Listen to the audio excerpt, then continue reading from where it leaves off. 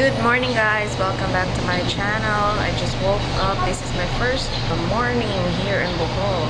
Today I'm going to walk by the beach, so please join me. This is my first morning here in Alona Beach, Panglao. Just a quick room tour. This room cost 1,800 for 3 packs. Room only without breakfast, with hot and shower, Wi-Fi, flat screen TV, and they also have a room here that costs only 980 per night.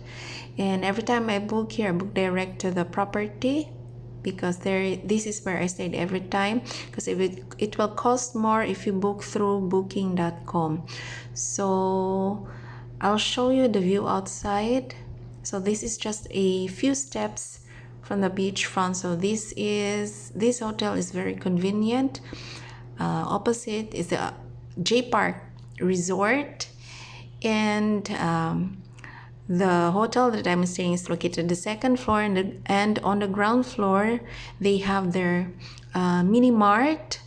Beside is a dive shop, salon, and spa, and there's an ATM machine inside the convenience store.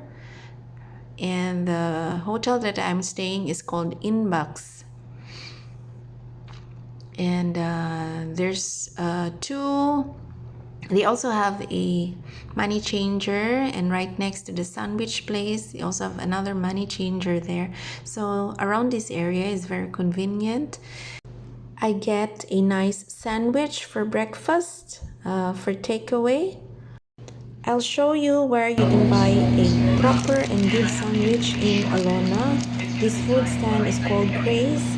They offer sandwiches, ice cream, desserts, waffles, smoothies, shakes, coffee, and more. This is just right next to the accommodation where I am staying.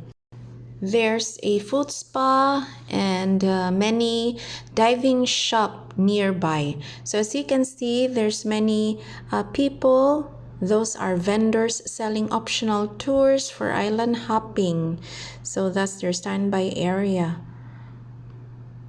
So in the morning, the beachfront is always busy because the start of island hopping is 6 a.m. So please join me and watch the full video as I take you for a walk at Alona Beach, Panglao Island, Bohol, Philippines.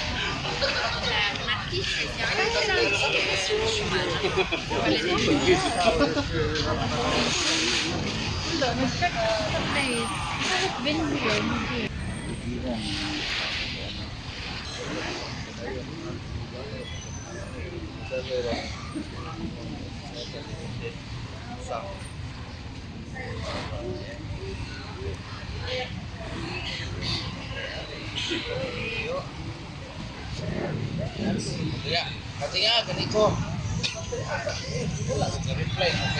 Okay,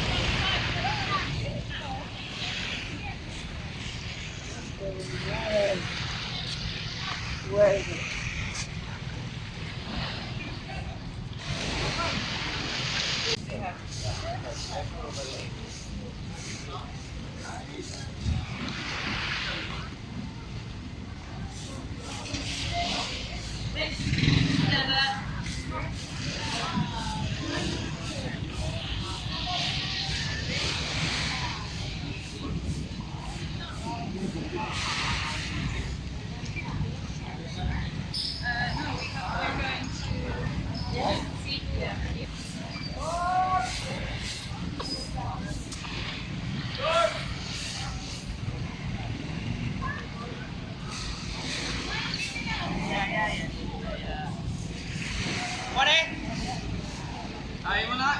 Si...